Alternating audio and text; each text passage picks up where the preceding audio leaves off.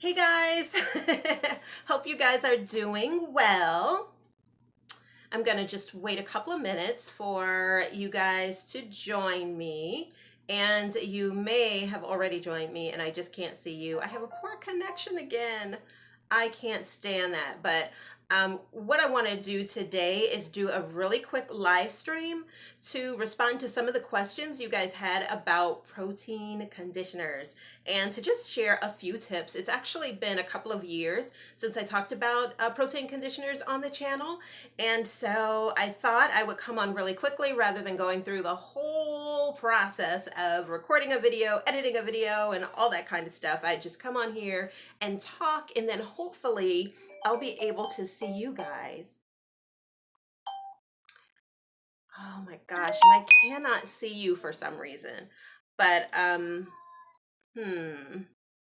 just going to jump right into this and hope that I'll be able to see you in a moment, okay? So when I did Sunday's video, I can't talk. When I did Sunday's live stream, I presented to you guys actually this wash and go.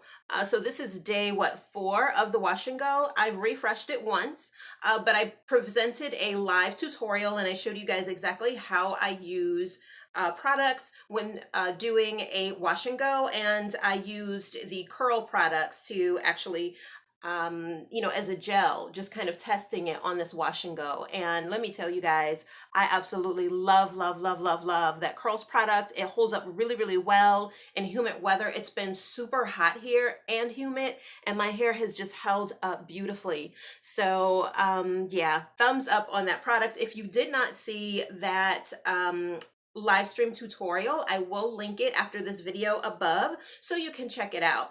But during that live stream, you guys asked so many great questions about, fine natural hair, about natural hair in general, hair care questions. And one of the questions that came up had to do with protein treatments. And then you asked like several questions about that.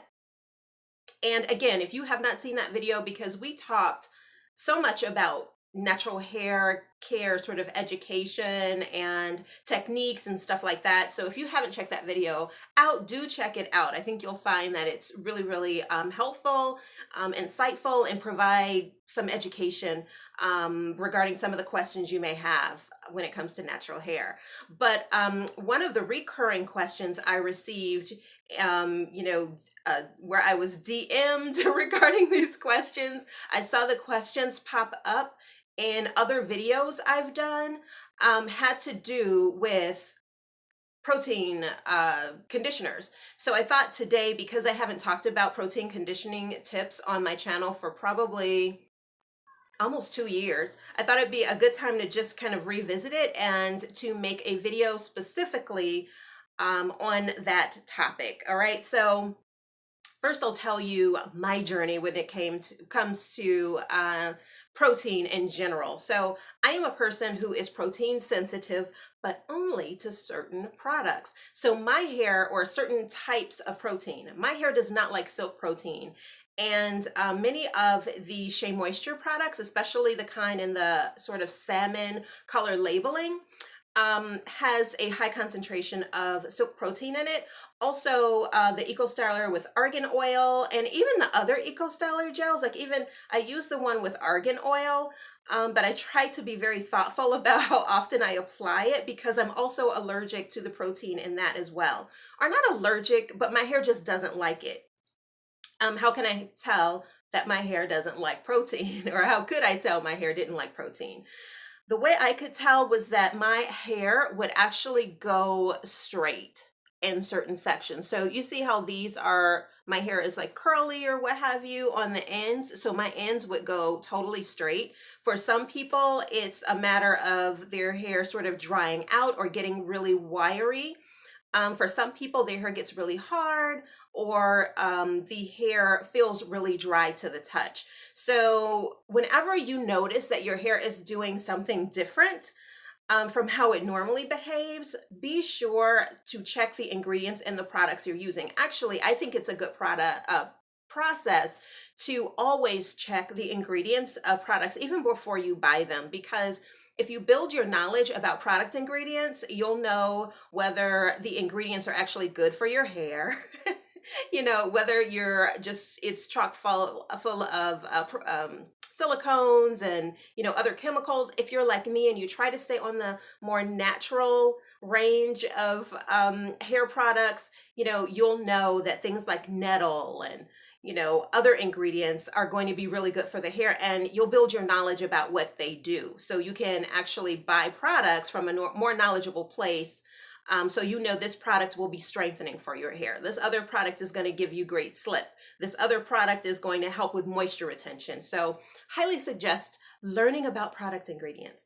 But before you buy anything, always check the product ingredients and look for the proteins, especially if you know that you're protein sensitive. So when it came to doing protein treatments on my hair, I was always very nervous because I'm like, I know that I should do protein treatments, but I'm scared because I didn't want to have all the madness that can go along with a bad, reaction to proteins. And what I discovered was that I wasn't allergic to, or my hair didn't not like all proteins. There were just some. And again, for me, it's primarily the silk proteins. So I looked for different protein treatments. I actually did a lot of my own DIYs. If you search some of my earlier videos, I was like DIY crazy, y'all. I used like Greek yogurt. I used all kinds of stuff to do homemade DIYs. And those were really great, but they don't break down enough to really penetrate the hair in a way that's going to be meaningful and give you a really good protein treatment. So I did, look around for a bit, and I actually happened upon the Aubrey Organics, and this is the protein treatment I have been using for probably like the last 4 years because I absolutely love it. It has milk protein and also has glycoprotein. Those are very good for my hair. In fact, I don't know very many people who have an issue with these kinds of proteins. And it comes in the GPB conditioner. GPB conditioners are probably a holy grail, I would say, for a lot of YouTube naturals who do protein treatments. And the reason is this. First of all, they're very well formulated products. Most of the ingredients are organic for people who like stuff on the more organic bent. But this particular product, you can put it in for a very short period of time and you get a lot of bang for your buck. Literally, you can leave it in for like, I don't know, 2 minutes and leave it on your hair. Hey, brown eyes, I'm finally seeing you guys' comments. They weren't coming up. So, hey, girl.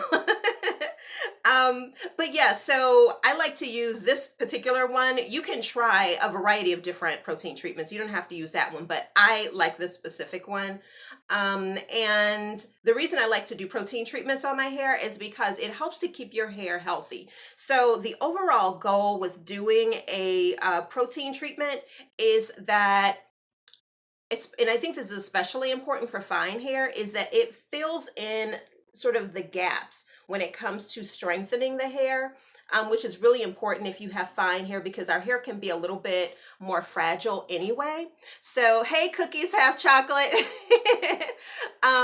So if you have fine hair, you want to do whatever you can to really fortify that hair and help it be as strong as possible. So incorporating protein treatments into your regimen is really, really important. So we talked about that, but one of the other things I think is really important to know about protein treatments is that how often you should do them.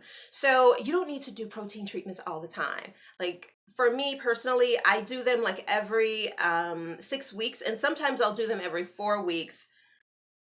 At different times of the year. And really, I just look at my hair and I'm able to tell what my hair needs. So the way I know if my hair needs a protein treatment is just by looking at the curl. So where did you buy that at? I have fine hair. Okay, so if you guys look in the info section, because you know what?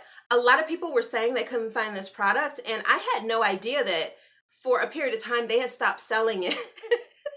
So I've been providing people with links to the product. So the last time I purchased this, if you live in the Chicagoland area, and you know the Hyde Park area, I went to Bonsanti, which is right next to Valois, the favorite restaurant of our past President Obama. But yeah, so I went to Bonsanti and I picked this up, and they had like a couple of different GPB conditioners. So this one is like mint and rosemary, but they had others too.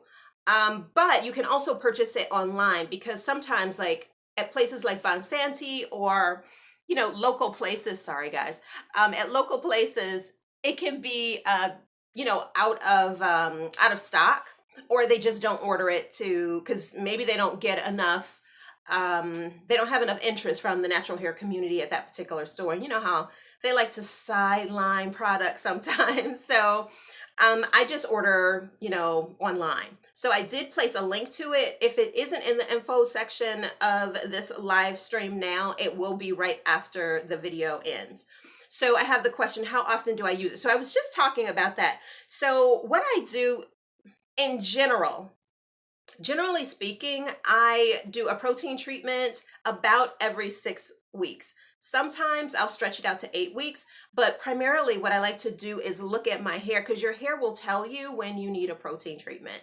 So when your hair does something like your curls or the hair just in general looks different. It looks more limp. It looks more lifeless. That's how I can tell with my hair. It looks like it needs a little kick. It's generally the case that it needs a protein treatment. It is depleted of that protein, and protein revitalizes the hair. It brings life back to the hair, and it strengthens the hair. So that's when you know you need a protein treatment. So like I said, I try to work it into my wash day regimen every 6 to 8 weeks.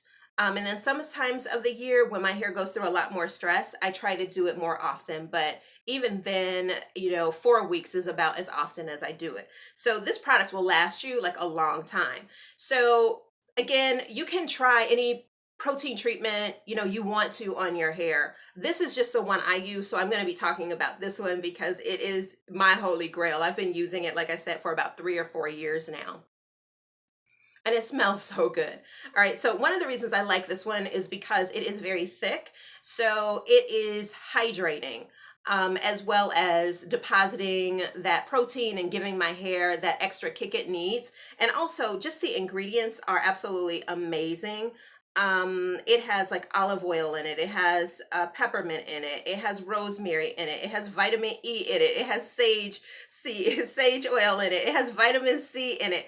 I am the kind of person, like I said, I read my ingredients. So I want to know that not only is that product, first of all, I want to know that it is going to meet the need that I'm in purpose for which I'm buying it. But I want to know that my hair is getting other benefits as well. So, that's one of the reasons I like this, because it doesn't have a lot of junk in it. It has really, really good stuff in it that's going to benefit my hair overall. The other thing I really like is it is hydrating. So in the wintertime, especially because that's when I have to really, really focus on hydration when it comes to my hair. Is it super thick? Now, this is not, those of you who remember the original GPB formulation, it isn't as thick as that.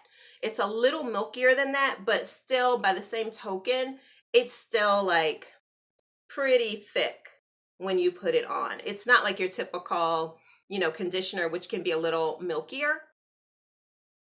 And so it goes on really thick. And the other thing in terms of tips that I want to share with you guys, because I see a lot of people making this mistake, is I just saw somebody say this the other day. They left their protein treatment on overnight. Like they put it on and then they went to bed and slept in their protein, conditioner. You do not want to do that because, first of all, any conditioner you use, if it's a good conditioner, you should be able to reap the benefits of that conditioner. If you're using a heat cap, you should be able to reap those benefits. Love you too, Mandy. Hey, girl. Oh my gosh. You should be able to reap the benefits of that conditioner within like 15 minutes if you have a heated cap on. You can go a little longer if, you just have it in and you're doing stuff or you're running errands, that kind of thing. But in terms of sleeping overnight, you do not want to do that because you're going to over condition your hair. And when it comes to a protein focused treatment, that means that you're going to be depositing so much protein in your hair that you run the risk of having protein overload. That means when you wash it out, your hair could feel like straw afterwards. It could feel really, really dry. It can feel hard because you've exposed it too much. So this particular product, you can leave it in for 5 minutes and you're good. Like I've literally done that while I was, in the shower, put it on, do what I got to do, rinse it out, good to go. But you could even leave it on for, as little as like 2 minutes. And this product will give you and infuse your hair with the protein it needs. So when you think about whatever protein treatment you decide to use, please, please, please, please, please promise me you will not sleep in it overnight. Even when it comes to your regular conditioners, please don't sleep overnight in those conditioners, or, don't make that a habit, because what's going to happen is that you're going to over condition your hair and then your curls are going to look soggy.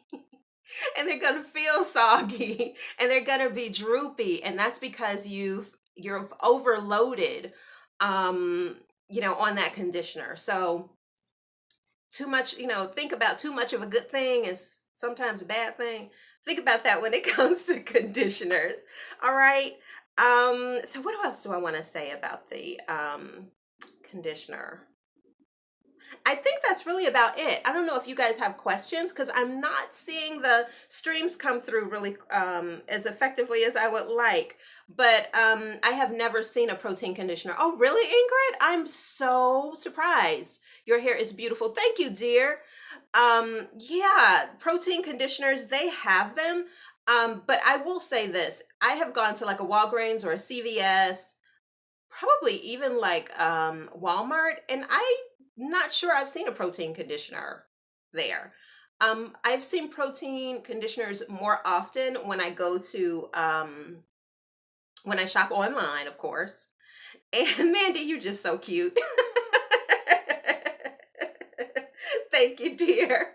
But yeah, I see them most often. I've seen them sometimes like at the beauty supply store, but if I go to a store that is all about health and wellness and that kind of thing, I will see protein conditioners there without fail. Like Bonsanti, the store I referenced in the earlier in this live stream, they are a health and wellness store in the Hyde Park area. There's another one out in Country Club Hills. I see protein conditioners there. I also see protein conditioners at Whole Foods. In fact, that's the first place I actually saw the Aubrey Organics line and the old formulation of the conditioner. So yeah, look around for them, but it's definitely worth adding to your regimen, especially again if you are a fine hair natural or you have difficulty retaining the length of your hair. Protein treatment, could mean, if your hair is breaking off a lot, you're experiencing a lot of breakage, it could be because your hair needs protein. This strengthens the hair, so you're able to retain the length. Are they expensive? No, I think this one I picked up for maybe $10. So to me, that's not bad. Especially given how long it lasts. Like a little bit with this goes a long way. It's not like your typical sort of, throwaway conditioner that you use to co-wash and that kind of thing. You know how they're really, really can be a little more runny. This one is a bit thicker and a little bit, like I said, goes a long way. All right. Any other questions, guys? I hope you guys are having a good day and a great week thus far. If I can't find this one, do you have a DIY video I could watch or another really need protein? Been months since I've had one. How often should you use a protein conditioner? Okay, so Brown Eyes, I believe, have a DIY protein conditioner video on my channel. I will try to find it because, y'all, I did DIYs like every video when I first started my channel. because I was really, really into DIYs and I had the time to do DIYs. I don't have as much time now, but I do want to get back to doing more DIYs. But in any event, I believe I have a DIY video where I used Greek yogurt and something else. But if I can't find that video, you know what I'll do is put a recipe in the information section beneath this video. Or you know what I'll do is I'll upload it to my my website, my blog, and so you could look for it there as well. I think Ingrid asked how often, or I saw the question. I don't see you guys' comments anymore. They disappeared again. But someone asked, how often do I do the protein treatment? Yeah, Ingrid, you asked. Again, I look at my hair and I see when it needs a protein treatment, right? So again, if my curls are just looking lackluster, they're not looking, you know, themselves like they normally look, it usually means it's time for me to do a protein treatment. And right after I do the protein treatment, they pop right back. But you know, like I said, you want to always watch your hair. Like I know people are um, very committed to like that regimen, do this every week, you do this every other week, do this every month, that kind of thing. And I think that's important for sure. But I always say watch your hair, it'll tell you what it needs. But in general, generally speaking, I would say, you know, you could do the protein treatment. I do mine at least every 6 weeks, but sometimes I will go, you know, every 8 weeks. And at certain times of the year, I need it like every 4 weeks. So, you know, anywhere from 4 to 6 weeks. If you could stretch it out longer, then you could go to 8 weeks. But yeah, generally speaking, 6 weeks. Okay. Hope that helps. All right. All right, Mandy. Love you too, sweetie. All right, so I'm going to be doing another video live stream very shortly after this one.